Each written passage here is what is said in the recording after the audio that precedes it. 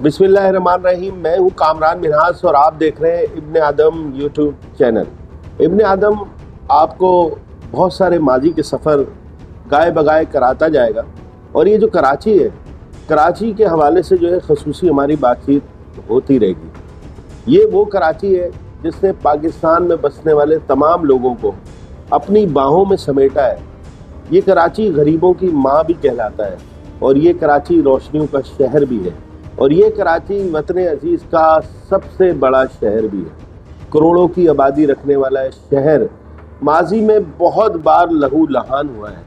आज एक ऐसी स्टोरी जो है मैं आपसे शेयर करने जा रहा हूँ और ये ख़बर चंद लम्हे में इंटरनेशनल ख़बर बन गई थी और हर शख्स जो है इस ख़बर को सुनने के बाद परेशान था।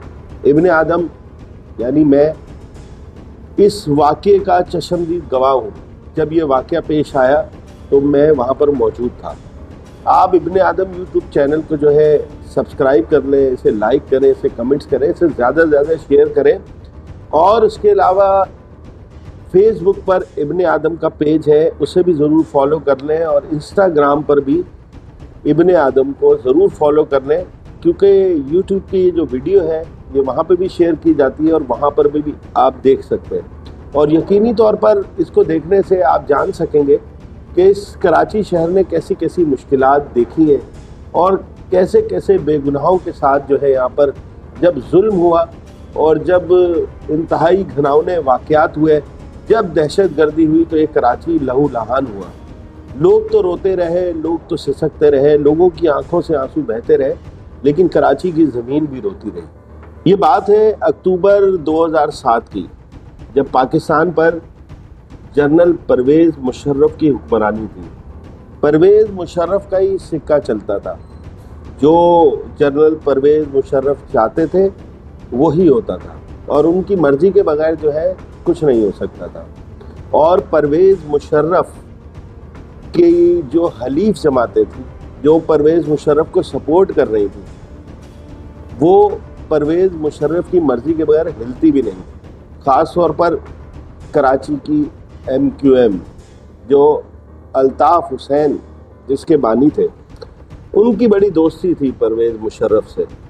और आज भी जो है पुराने जो कारकुनान हैं और कराची के जो नए बच्चे हैं, उनके जहनों में ये चीज़ ठोसी जाती है कि परवेज़ मुशर्रफ का दौर कैसा था। ये मैं किसी और किस्म में बताऊंगा कि परवेज़ मुशर्रफ का दौर कैसा था, लेकिन अभी मेरा टॉपिक कुछ और है। तो ये दौर था परवेज़ मुशर्रफ का और अक्टूबर का महीना था। आलिम इस्लाम की पहली खातून लीडर मोहतरमा बेनज़ीर भुट्टो एक तवील अरसे से खुद साख्ता जला वतनी जो है उन्होंने इख्तियार की हुई थी। सारे लीडर और भी थे जो खुद साख्ता जला वतन हो गए थे और कुछ आज तक जो है खुद साख्ता जला वतन है, जिनमें MQM लंदन के रहनुमा अल्ताफ़ हुसैन भी शामिल है, जो आज तक वापस आने की जुर्रत नहीं कर सके। मोहतरमा बेनज़ीर भुट्टो अवामी लीडर जुल्फ़िकार अली भुट्टो की शागिर्द भी थी और उनकी बेटी भी थी। और उन्होंने फ़ैसला किया और उन्होंने ये ऐलान किया था कि मैं अपने लोगों में वापस ज़रूर आऊँगी, मैं अपने लोगों में वापस आके सियासत ज़रूर करूँगी, चाहे हुक्मरान कोई डिक्टेटर हो या मेरी जान को ख़तरा भी हो। मोहतरमा शहीद बेनज़ीर भुट्टो साहिबा को उनके जो चाहने वाले थे, जो उनके रुफ़का थे, जो उनके साथी थे, उन्होंने भी बहुत समझाया, बहुत रोकने की कोशिश की कि पाकिस्तान में आपकी जान को ख़तरा हो सकता है।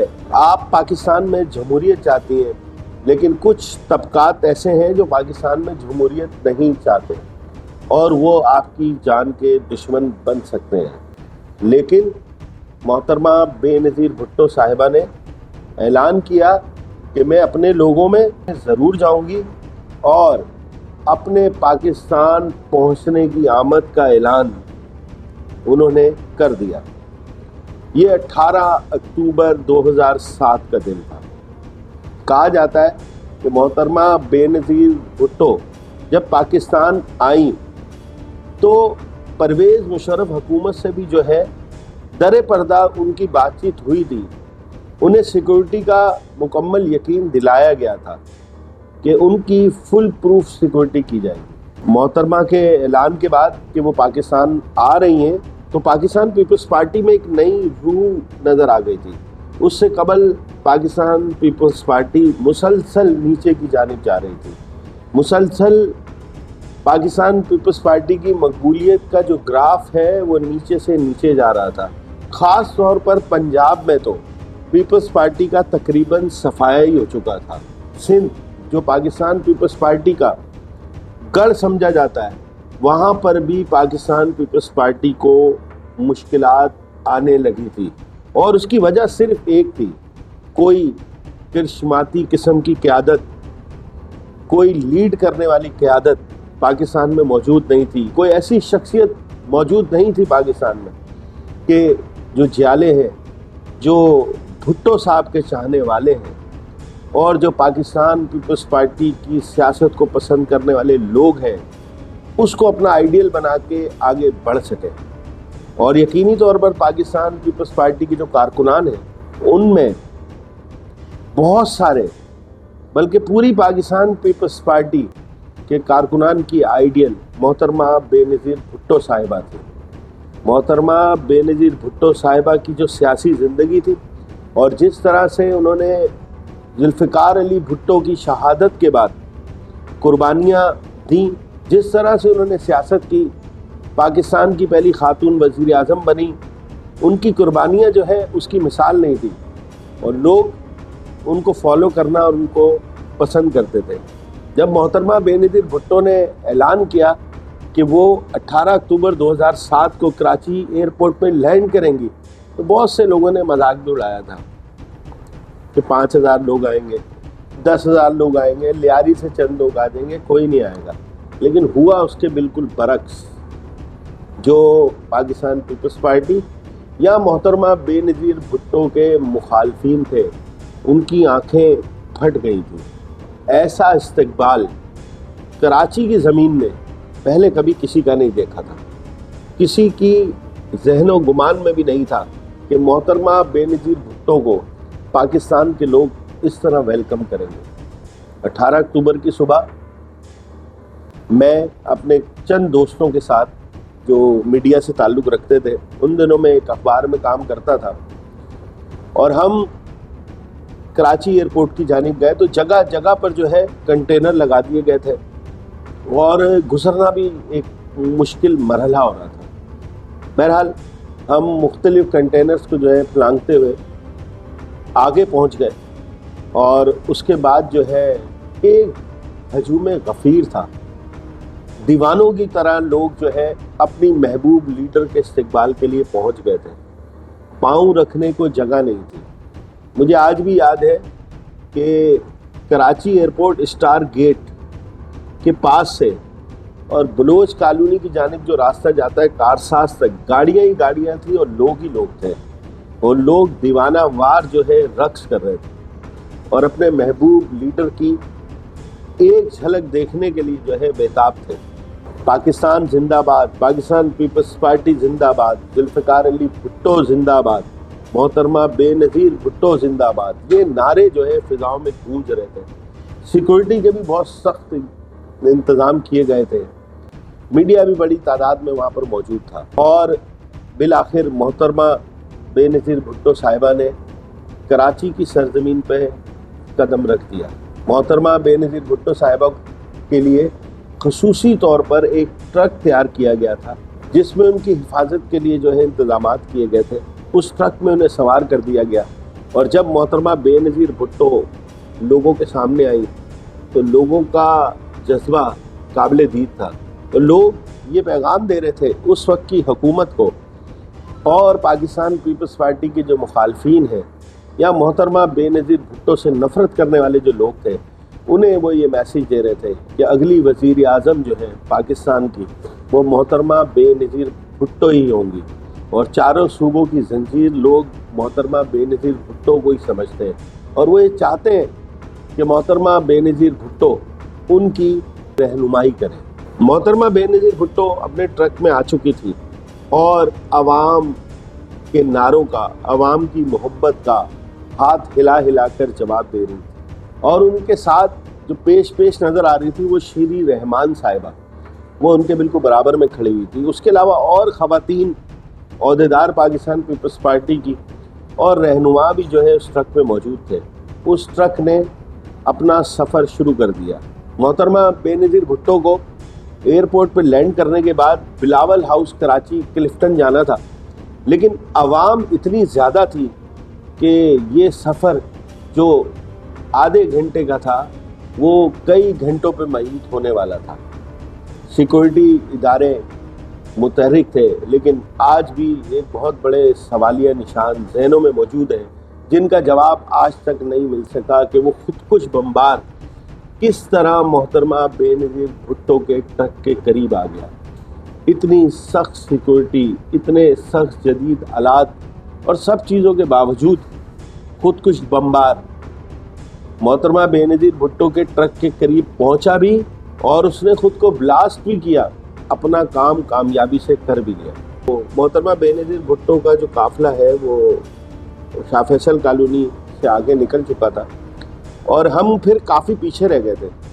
محترمہ بے نظیر بھٹو صاحبہ کے آنے سے قبل ہم جب اندر گئے تھے تو ہم محترمہ بے نظیر بھٹو صاحبہ کے ٹرک کے بالکل قریب تھے اور سارے مناظر ہم قریب سے دیکھ رہے تھے، لیکن رش اتنا تھا، عوام اتنی تھی اور محبت کا اظہار اتنا تھا محترمہ شہید بے نظیر بھٹو صاحبہ سے کہ ہمارے لیے ایک مسئلہ بن گیا تھا آگے۔ وہی سانحہ ہوا جو آج تک کراچی کے لیے جو ہے تکلیف اور دکھ کا باعث ہے، اور کراچی کو ایک بہت بڑا زخم ملا اور پاکستان پیپلز پارٹی کے کارکنان کو بھی ایک بہت بڑا زخم ملا۔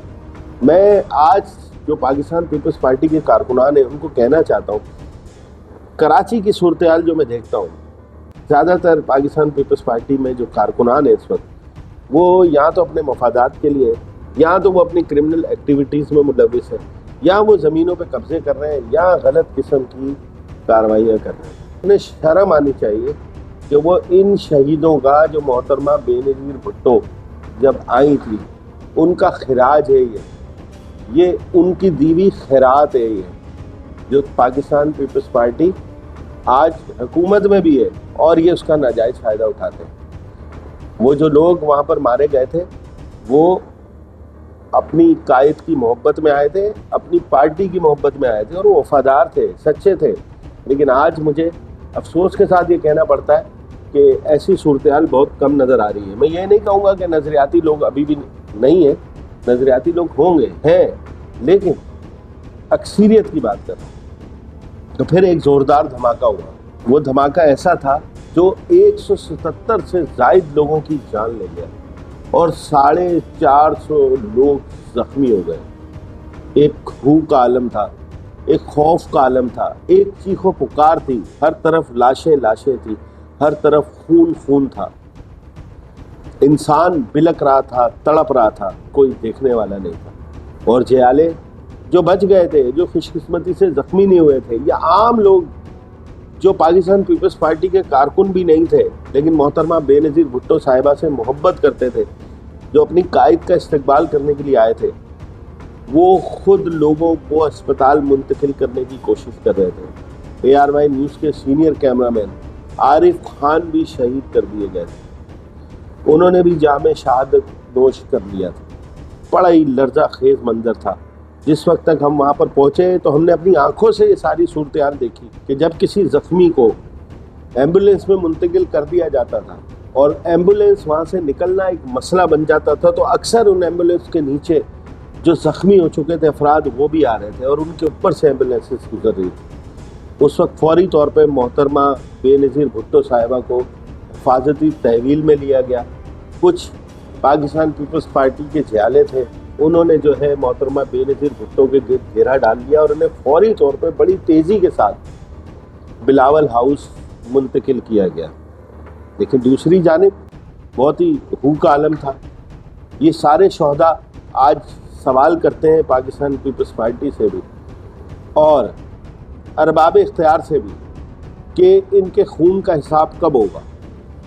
انہوں نے اپنے محبوب قائد کے استقبال کے لیے جا کر کوئی جرم نہیں کیا تھا۔ یہ سب واقعہ، یہ افسوسناک ثانیہ उस वक्त के जो हुक्मरान हैं उनकी गर्दनों पे है, उनके सरों पे है, और एक बहुत बड़ा सवालिया निशान भी है। इस धमाके के बाद कराची के तमाम अस्पतालों में इमरजेंसी नाफिज कर दी गई थी और कराची के कोने कोने में आहें थी, सिसकियाँ थी और अस्पताल लाशों से भर गए थे और अस्पतालों में जख्मियों की जो चीखों पुकार थी वो सुनी नहीं जा रही थी। और ये शहीद होने वाले अफराद सिर्फ कराची से नहीं थे, अंदरूने सिंध से नहीं थे, ये शहीद होने वाले अफराद पाकिस्तान के मुख्तलिफ इलाकों से। इस वाक़े के बाद मजम्मत की गई, हर जानिब से दावे किए गए कि मुल्ज़िमान को गिरफ़्तार किया जाएगा, लेकिन आज तक ऐसा कुछ भी नहीं हुआ, ऐसा कुछ वाज़ेह तौर पे नहीं सामने आया जिसमें पता चल सके कि ये कौन थे। बस कुछ बयानात सामने आए कालेदम तंजीमों की जानिब से कि ये उनकी जानिब से जो है हमला किया गया था, लेकिन कोई मौसर कार्रवाई ना हो सकी।